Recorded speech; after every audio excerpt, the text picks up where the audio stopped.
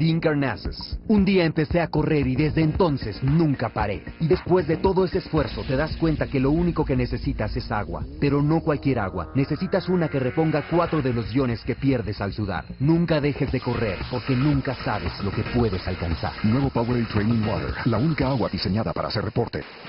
¿Qué tal, amigos de Central Deporte? Los saludamos con mucho gusto desde la Fonda Arcángel San Miguel, donde estamos platicando de la historia del periodismo de Jalisco. Y bueno, tenemos un invitado muy especial, el señor Luis Fernando Loza. ¿Cómo estás? Buenas tardes. Gracias, Manuel. ¿Cómo estás? Un gusto saludarte y estar aquí en tu programa.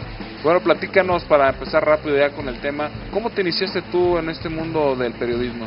Del periodismo, bueno, pues la historia es muy curiosa, ¿no? Yo salí de la escuela, de la universidad, de la Escuela de Comunicación, en el año del 90, precisamente. Yo era locutor de radio, ¿no? De estos locutores que pues anuncian canciones, regalan discos, etcétera, ¿no?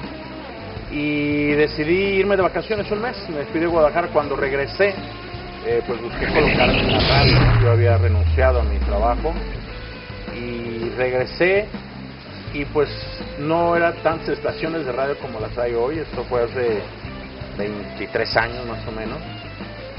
Y bueno, me invitaron de un periódico que ya no existe, del Jalisciense, un periódico que era propiedad del gobierno del estado de Jalisco. Y me invitan a trabajar mientras salía algo de lo mío, ¿sí? Y bueno, pues pasaron tantos años y nunca salió algo de lo mío, entre comillas, ¿no? Ahí empecé mi vida periodística en la redacción hoy extinta, ¿no? Allá por la avenida Río Nilo. Así empezó la historia. A los años, 10, 12 años, empiezo a abordar el tema del periodismo deportivo, y desde el 98 a la fecha, 98-99, decidí ya dedicarme exclusivamente a los deportes, ¿no? ¿Y qué es lo que te hizo que te ligaras al mundo deportivo? Porque dices que eras locutor y de repente Sí. Deportes, ¿qué fue lo que te hizo cambiar a...? Bueno, también es, bueno, en el periodismo creo que todos tenemos anécdotas muy curiosas, Sí. ¿no? Y todo nos marca, y lo que menos piensas, pues eso, te lleva a un derrotero que muchas veces no pensabas, ¿no? Y fue muy curioso, ¿no? Yo tenía, mi jefa era Mari Bolaños en la radio, en el periodismo, y ella era corresponsal de una emisora muy famosa en México, de Radio Red, creo que de las mejores emisoras en este país. Y su jefe le pedía notas deportivas, además de pedir la nota política, económica, todo esto, le pedía notas deportivas para el segmento de deportes. Un buen día dice, oye, pues tú vas a los juegos, vas así, y yo le empecé a mandar esa información a la gente de esta emisora, y ellos vinieron en diciembre del 93 a un partido de México contra Brasil, aquí en el Estadio Jalisco. Nos conocimos, me invitaron a formar parte de su proyecto, ya de una forma más amplia, más formal incluso, y empecé con ellos en enero del 94, todavía sin dejar el tema de la información general, ¿no? Y bueno, de ahí empecé, tuve la oportunidad de ir con ellos al Mundial de Estados Unidos en 94, los Juegos Olímpicos de Atlanta en 96, y cuando regresé a los Juegos Olímpicos de Atlanta me decidí, dije tenía que tomar una decisión qué iba a hacer, ¿no? Y me decidí por los deportes, y bueno, ahí me seguí en esta vida del periodismo deportivo, y luego ya después un poco a la mercadotecnia deportiva, ¿no? Me mencionas que fuiste a un mundial y a unos Juegos Olímpicos. ¿Qué te llamó más la atención? Son muy diferentes, son muy distintos. Lo han preguntado varias veces, pero es muy distinto. El fútbol es un tema, pues, de un interés nacional bárbaro, mundial, como son las copas del mundo, obviamente, pero es muy distinto, ¿no? Cuando vas después a los Juegos Olímpicos te vas especializando en deportes, es una gama un poco más amplia.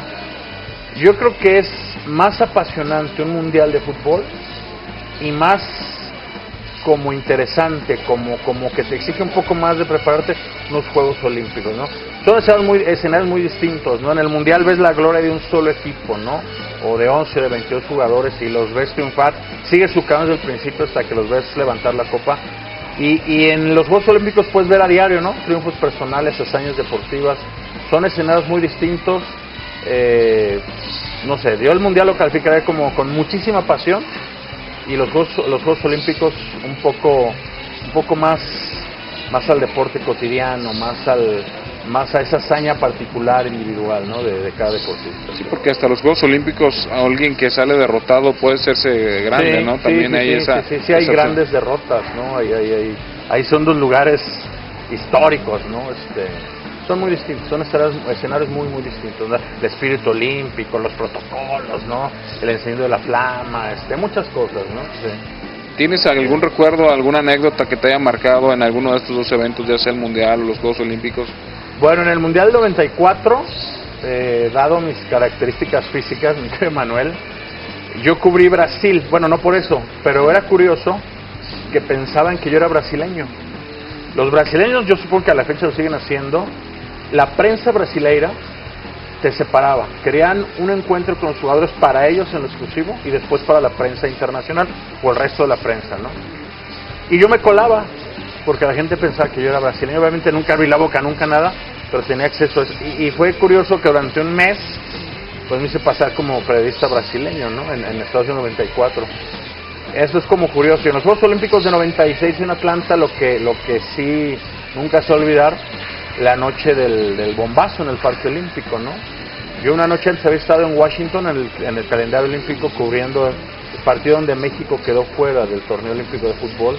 Y me regresé, llegué muy temprano a Atlanta en la vuelta, llegué muy temprano, me reporté con Miguel Aguirre, que en paz descanse, que era mi jefe, y me reporté para ver qué iba a hacer yo ese día. Ese día, el día del bombazo en Atlanta, México ganó la única medalla que ganó en Atlanta, que fue la medalla de bronce de Bernardo Segura en la caminata. Y me dijo, ¿dónde estás? En el aeropuerto. Y dice, bueno, vete a tal punto y de ahí vas a transmitir uno de los puntos del recorrido de la caminata. Y bueno, empecé de ahí y me seguí trabajando. La noche anterior había dormido muy poco, por lo tarde del partido, por los envíos, por la desmayada periodista del aeropuerto. Y bueno, como a las 5 o 6 de la tarde estaba yo muy cansado, quería dormirme, ¿no? Me reporté.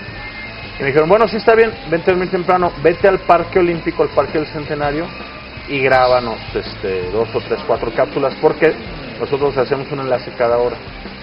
Y bueno, pues fui y lo hice, ¿no? Entonces te volteabas para un lado, veías una cosa, para otro, y grabé 4 o 5 cápsulas que me permitían ya irme a dormir, ¿no?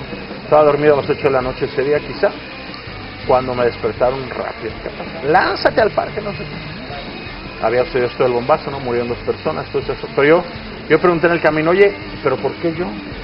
Porque se supone que tú estás ahí ahorita. Como estaba yo saliendo grabado cada hora, se supone que ahí estás y tienes que entrar, ¿no? Para que no se perdiera quizá ese hilo conductor o ideas de en ese momento, ¿no? Y bueno, esa experiencia fue muy interesante, ¿no?